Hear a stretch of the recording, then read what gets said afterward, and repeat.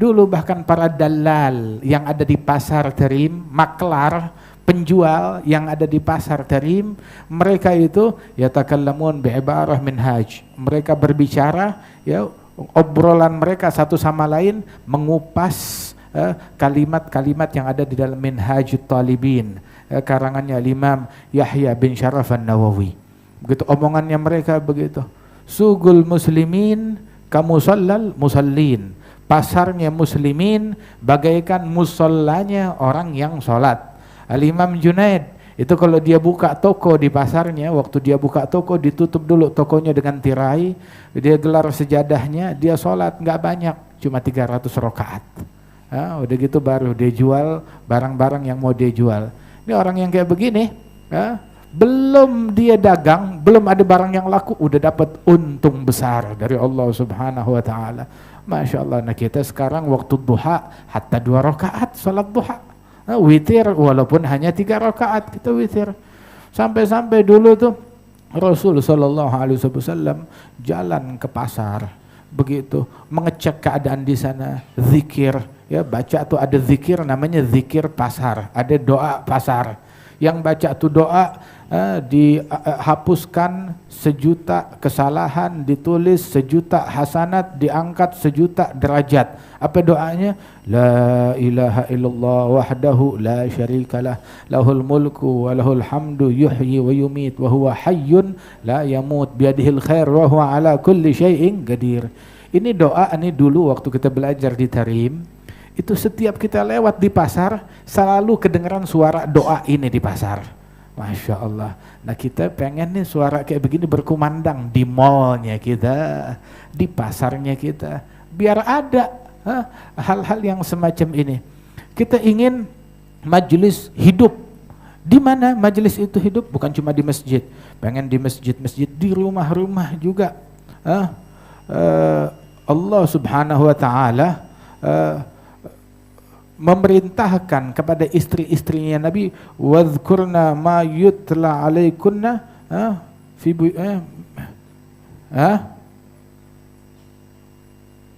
buyutikunna minal min ayatillahi wal hikmah. Bacakan, ingat, sebutkan apa yang dibacakan kepada kalian wahai para istrinya Nabi dari ayat-ayatnya Allah dan hikmah, dari ucapannya Rasulullah sallallahu alaihi wa alihi wasallam. Dikaji, disampaikan. Begitu juga di pasar-pasar, begitu juga di toko-toko, dimanapun. Yantafi' buh jami'an nas ghaim wa jalis. Terus Habib Ali bilang ngeluh tentang keadaan zamannya. Benernya sih yang mengecewakan, yang suram, yang nyebelin bukan zamannya dia. Dia bilang mahilati inni aral waqt habis.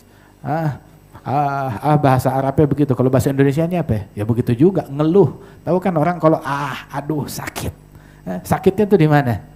Di hati. Habib Ali itu sakitnya di hati. Kenapa? Ngelihat zaman suram, zaman cemberut, zaman merengut, zaman monyong bahasanya kita. Kelam zaman. Kenapa? Sebab pikiran orang zaman sekarang bukan lagi mikirin Al-Quran, bukan lagi mikirin zikir. Dulu sebagian orang tuh, mereka di jalanan tuh, orang yang ada di jalanan yang mereka pikirkan tadabbur ayat-ayatnya Allah. Hatta sebagian salihin jalan di jalanan kota Tarim, begitu lewat di depan Zambal, kuburan para wali-wali, pas dia lagi merenung firman Allah Ta'ala, faminhum syagiyun wa sa'id. Terus dia ulang-ulang, minhum syagiyun wa sa'id. Itu kelak tuh di hari kiamat, ketika hari kiamat datang, di antara manusia ada yang beruntung, ada yang sial. Ada yang beruntung, ada yang sial. Diulang-ulang tuh ayat.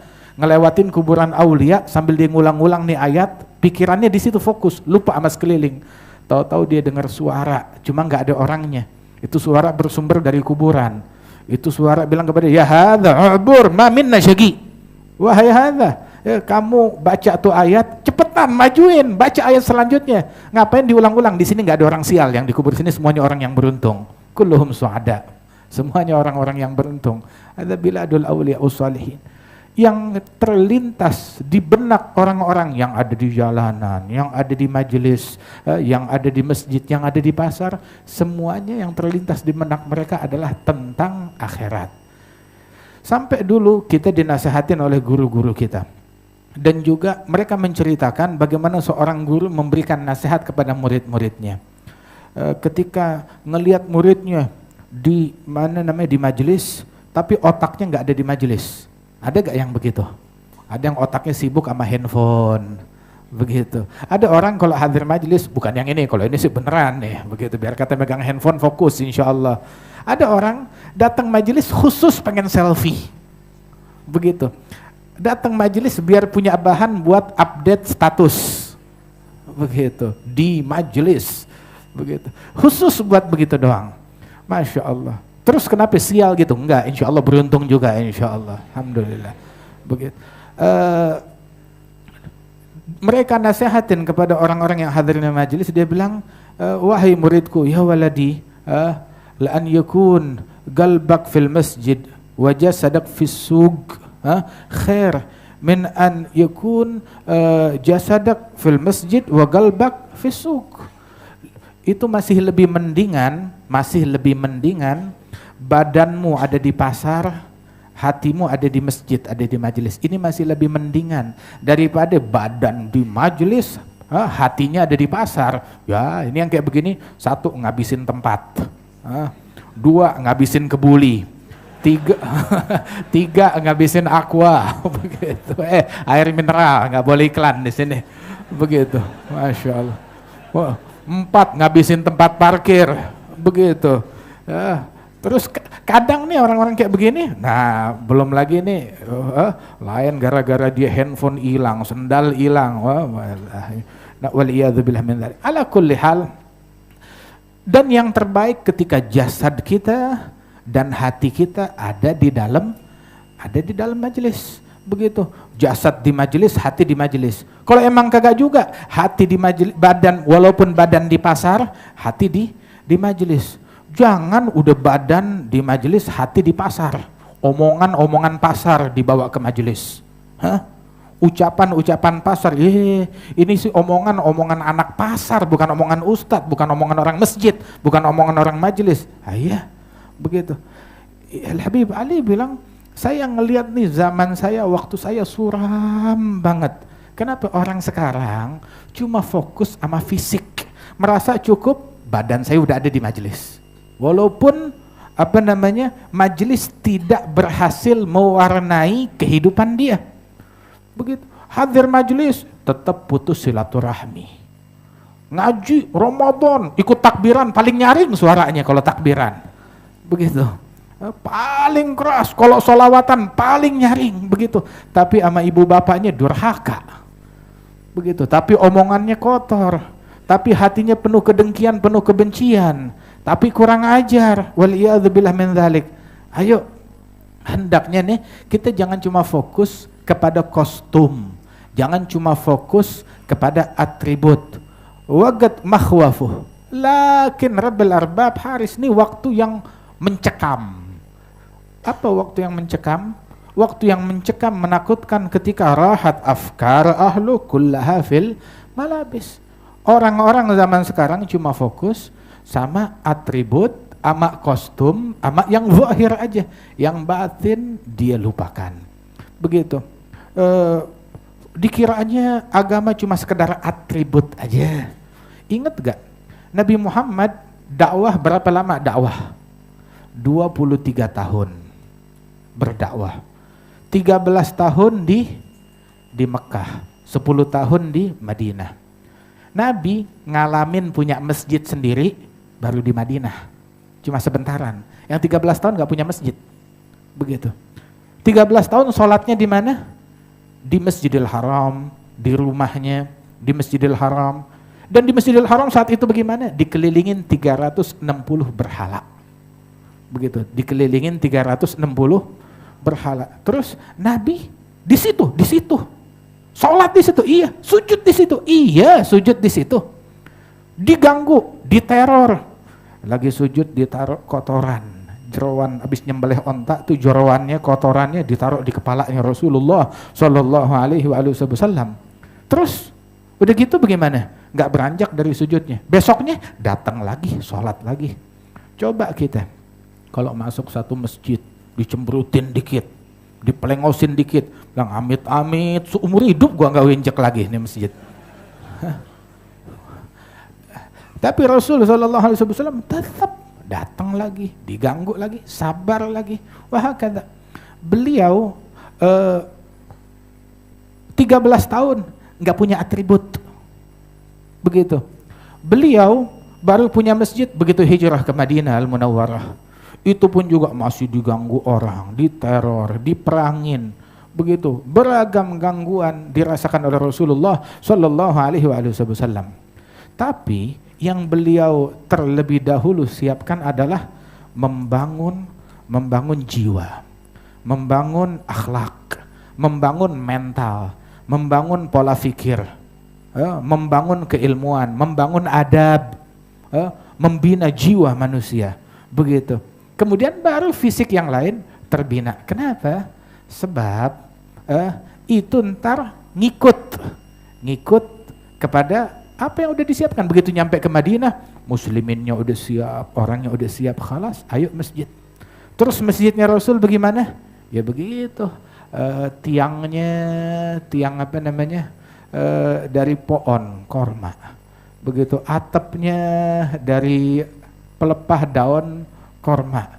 Begitu, karpetnya Masya Allah dari tanah. Itu dia tempatnya Rasul sallallahu alaihi wasallam. Tapi asal tahu aja, 24 jam nggak kekurangan orang yang ngaji, nggak kekurangan orang yang zikir, nggak kekurangan orang yang sholat jamaah, nggak kekurangan orang yang datang dari mana-mana untuk mengkaji ilmunya Rasulullah, dengerin bacaan Qurannya Rasulullah sallallahu alaihi wasallam. Begitu, kayak begitu yang dibangun oleh Rasul sallallahu alaihi wasallam. Bukan cuma atribut, bukan cuma kostum, akan tetapi jiwa yang dibangun, yang dibina oleh Rasulullah sallallahu alaihi wasallam. Wah kata. Terus juga katanya Habib Ali, ini yang saya lihat nih waktu muram orang cuma mikirin cuma yang zahir aja, yang batin dilupakan. Mereka melupakan akhlak, dayya'u sirat arbabis sifatin nafais. Mereka ninggalin perangai dan akhlak manusia-manusia yang luhur dan mulia. Kita belajar kitabnya Imam Abdullah bin Ali al-Haddad, Nasaih Diniyah, tiap malam Jumat di sini. Ayo akhlaknya dikaji, diikutin. Imam al-Haddad bilang, ma min sunnatin sannaha Rasulullah illa arju anni qad amiltu biha. Enggak ada satu sunnah pun dari sunnahnya Rasulullah melainkan sudah saya lakukan, sudah saya amalkan. Itu yang dilaksanakan oleh beliau. Begitu juga para ulama, kita mengkaji kalamnya Al-Habib Ali bin Abdullah bin Syihab, ikutin beliau. Al-Habib Abdullah bin Muhsin Al-Attas itu sampai akhir hayatnya enggak ninggalin salat jamaah sampai akhir hayatnya radhiyallahu anhu ardah. Hum bahjatul alam wa unsul majalis. Mereka ini nih para kaum yang memiliki perangai yang luhur, yang mana mereka ini adalah hiasan kemuliaan, keagungan begitu di muka bumi ini, dan membawa ketentraman di majelis-majelis. Saya ingat ya 21 tahun yang lalu kita pulang dari Hadramaut itu sekitar tahun 98 bersama Habib Umar, ada Habib Ali Al-Jufri. Terus di situ tuh di majelis masih kelihatan orang tua yang dulu-dulu. Di situ kita lihat ada Habib Ali Jufri bilang, tuh kemana kita majelis selalu ada Ammak Ahmad, Al-Habib Ahmad bin Ali, Ahmad bin Ali bin Ahmad bin Abdullah bin Talib Al-Attas. Begitu. Terus tuh lagi ada siapa namanya, Ammak Abdullah bin Ahmad Al-Kaf. Ada lagi Habib Abdullah Syami, ada fulan. Tuh Habib Ali nyolek saya, tuh lihat. Lihat pamanmu, gurumu Al-Habib Ahmad bin Ali Al-Attas wa Ammak Abdullah bin Ahmad Al-Kaf. Mereka di majelis diem, nggak ngapa-ngapain, baca aja belum tentu baca, belum tentu, apalagi ceramah. Tapi keberadaan mereka di majelis, Masya Allah, itu menjadi unsul majalis. Majelis itu jadi damai, atmosfernya berbeda dengan kehadiran mereka. Begitu. Dengan kehadiran mereka tuh, lahum minat taqwa ajallu zinah. Inda ligahum tanzilus sakinah wa tahsulul jam'iyatul mubinah tujdabul albabu bin fi'ali halu dhawid da'wa lahum tufarik binuri furganin yarahu dhaig la birtifa'il jah wal khawarig wala bihusnil wa'zi wal agwali fa innahum kullu munibin khashi' kullu dhi qalbin munirin lami' la man yushirun nasu bil asabi' wa huwa minas sirril masun khali. Itu mereka itu adalah orang yang macam begitu, Masya Allah. Nah kita pengen majelis-majelis kita makmur dengan orang-orang yang semacam begini. Itu yang kita inginkan. Nggak penting di majelis kita, wah majelis ente presiden nggak datang, terus nggak apa-apa. Menteri nggak jadi datang, nggak apa-apa. Begitu. Gubernur kagak datang, ya akhir cakep. Nggak ada pejabat yang datang, nggak apa-apa. Nggak ada orang kaya yang datang, nggak apa-apa. Yang penting ada Nabi Muhammad sallallahu alaihi wasallam. Soalnya kalau udah Nabi datang, aulia wassalihin datang. Masya Allah. Itu yang paling penting. Itu yang paling penting. Mau dia nggak datang fulan, nggak datang fulan, nggak datang, kagak penting. Yang penting ada Nabi Muhammad sallallahu alaihi wasallam. Begitu. Kita pengen nih majelis-majelis, Nabi tuh sudi hadir di situ. Bukan Nabi, wah nggak sudi hadir di majelis yang kayak begitu. Karena Imam Al-Hasan Al-Basri la yura fi majlisihi aghnia. Di majelis beliau nggak kelihatan hartawan orang kaya, nggak ada di majelisnya beliau. Maksudnya nggak ada, bukan nggak ada, cuma kagak kelihatan, nggak hadir. Duduk aja kayak orang, mau ada pejabat, mau ada siapa, hadir kayak biasa aja. Kamal muslimin, kayak orang Islam lainnya. Yang mau hadir ahlan wa sahlan, silahkan. Begitu di majelisnya beliau. Wala tuzkar fi majlisihi dunia. Di majelisnya Hasan Al-Basri nggak ada sebutan tentang dunia. Begitu. Ente mau di majelis itu orang kagak tahu harga naik, harga turun. Sampai siapa yang jadi dia kagak tahu. Masya Allah. Allah mati'ana bil Habib Masyhur bin Hafidh. Ada guru kita Al Habib Masyhur bin Hafidh. Dulu tuh di Darul Mustafa datang tamu. Tahu tamunya siapa? Presiden Yaman. Presiden Yaman datang. Ente apal gak nama presiden? Apal, yang sekarang apal, yang kemarin apal, yang dulu-dulu apal, begitu kita apal nama. Oh ini di Yaman. Presiden di Yaman kan udah puluhan tahun dia mulu, udah dia juga. Alhasil datang ke Darul Mustafa, ya disambut. Siapa aja namanya datang, wajib kita hormatin. Wajib kita hormatin, nggak bisa kita pilih-pilih. Hatta Yahud datang kepada Nabi Muhammad, diusir sama Nabi Muhammad. Begitu, lu najis, minggir lu dari, kagak pernah. Begitu, ini dakwahnya Nabi, ngajak siapapun, siapa aja mau datang, ayo ahlan wa sahlan. Begitu, kita bukan ngusir orang, apalagi orang mau hidayat, orang mau benar, siapa aja datang, ahlan wa sahlan. Kita bukan tukang ngusir orang. Kita takut kalau kita ngusir orang, nganggap lu nggak pantas di majelis. Akhirnya kita besok hari kiamat Allah bilang lu nggak pantas di surganya gue. Na'udzubillah min dzalik. Kita bukan tukang ngusir orang. Begitu, siapa kita berani menghakimi orang lain. Alhasil datang presiden begitu hadir di situ. Habib Masyhur ngasih sambutan. Alhamdulillah hadir tengah-tengah kita ini presiden kita. Terus bawa namanya tebolak-balik. Sampai bingung. Salah dikoreksi, salah juga. Nanya, Ismak Min, nama ente siapa? Dia nggak tahu nama presiden siapa. Tapi ente boleh tanya, begitu. Boleh tanya kepada Habib Masyhur tentang masalah fikih ini. Khilafnya ada berapa, dia sebutin satu persatu. Dia hafal sirahnya. Tahu nggak manaqib Asy-Syaikh Abi Bakar bin Salim yang dibaca di Cidodol tuh? Waktu Habib Masyhur datang ke sini, dulu nggak ada pembacaan manaqib. Waktu Habib Masyhur datang, dia yang tulis manaqib dari hafalannya sendiri. Dia tulis itu manaqib, ayo 2-3 lembar yang sampai sekarang dibaca. Nah itu dia manaqib yang beliau tulis. Jangan heran abahnya beliau Al-Habib Muhammad bin Salim bin Hafidh datang ke India, ke Pakistan, ikut dakwah di sana keliling, disambut oleh para ulama. Itu ulama datang kepada beliau minta tulisan buku karangan beliau Hagil Faraid, Takmilah Zubdatul Hadis, dalam Fiqhul Mawaris. Minta tulisan itu. Bilang saya nggak punya, begitu. Saya nggak bawa. Ini karangannya antum. Iya, tapi jangan takut, saya hafal. Pegang pulpen, ayo tulis sekarang. Dia bacakan semuanya dari hafalannya tuh tulisannya. Masya Allah. Cuma urusan duniawi dia kagak hafal. Hah? Siapa fulan, kagak apa. Begitu, dia kagak ngerti begituan. Wah, kata Al-Habib Zain bin Sumaid, Masya Allah. Ya, mungkin telepon rumahnya sendiri dia nggak hafal.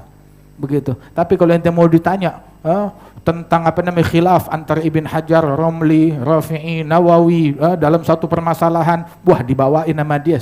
Masya Allah, sebuku juga luar biasa. Para ulama-ulama kita dulu kayak begitu. Nggak disebut wala kenal, wala mau tahu tentang urusan duniawi. Apa dia orang nggak peduli? Apa dia orang nggak peduli? Lah, bukan nggak peduli. Sebab berpalingnya mereka dari urusan duniawi adalah penyebab urusan dunia, bumi menjadi aman, damai dengan berkat sikap mereka ini. Ada orang membangun dunia dengan sholat, dengan ibadat, dengan taqwa, dengan istiqamah, dengan i'rad anid dunia, berpaling dari dunia.